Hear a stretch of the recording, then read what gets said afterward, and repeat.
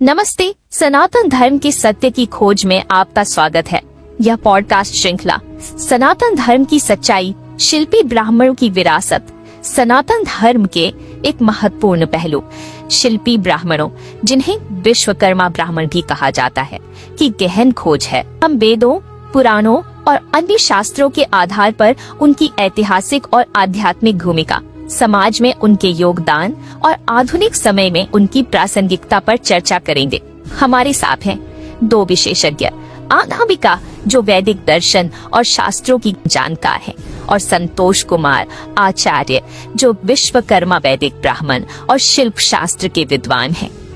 नमस्ते। ये मेरे लिए सम्मान की बात है कि हम सनातन धर्म के इस महत्वपूर्ण पहलू को उजागर कर रहे हैं। शिल्पी ब्राह्मण न केवल वेदों के विद्वान थे, बल्कि उन्होंने शिल्प और वास्तु जैसे वैज्ञानिक क्षेत्रों में भी योगदान दिया। शिल्पी ब्राह्मणों की उत्पत्ति और वैदिक महत्व। इस पहले एपिसोड में हम शिल्पी ब्राह्मणों की उत्पत्ति और उनके वैदिक महत्व पर चर्चा करेंगे।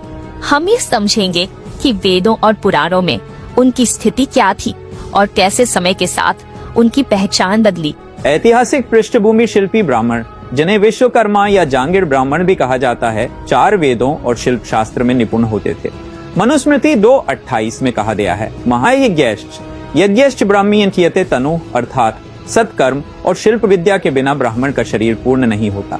स्कंद पुराण में एक श्लोक है, शूद्र कोटि सहस्त्राणाम एक विप्र प्रतिष्ठित, विप्र कोटि सहस्त्राणाम एक विप्र शिल्पी प्रतिष्ठित, जो शिल्पी ब्राह्मणों की श्रेष्ठता को दर्शाता है।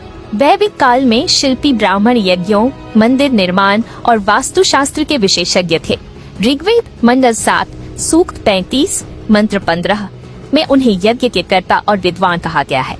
वे न केवल धार्मिक कर्मकांड करते थे, बल्कि तकनीकी और वैज्ञानिक क्षेत्रों में भी अग्रणी थे। ठीक कहा अनामिका। विश्वकर्मा ब्राह्मणों को अथर्ववेद का उपवेद, स्थापत्य वेद का विशेषज्ञ माना जाता है। बौधायन श्रोत सूत्र 24:16 में वर्षा ऋतु में रथकार शिल्पी ब्राह्मणों को यज्ञ का विशेषाधिकार दिया गया है, जो उनकी विशिष्टता को दर्शाता है। क्या शिल्पी ब्राह्मणों का कार्य केवल शिल्प तक सीमित था? शिल्पी ब्राह्मणों की तुलना अन्य परंपराओं जैसे जैन और बौद्ध वास्तुकला से की जा सकती है।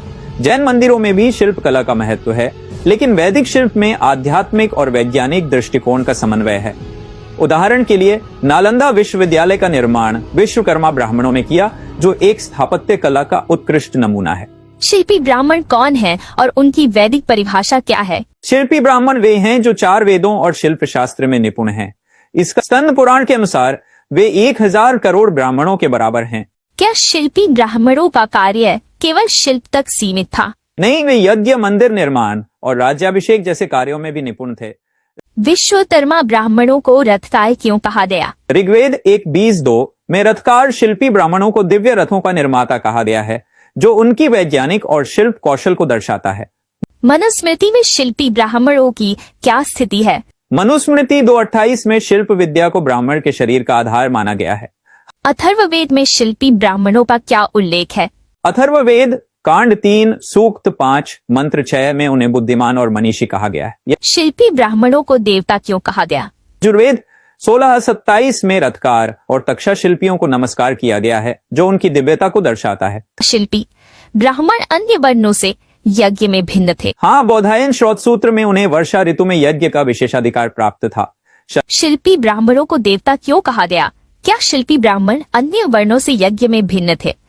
हाँ, विश्वकर्मा ब्राह्मणों के 5 गोत्र सानन, सनातन, अहबून, प्रत्नासा, सुपर्णा हैं, जो दक्षिण भारत में प्रचलित हैं।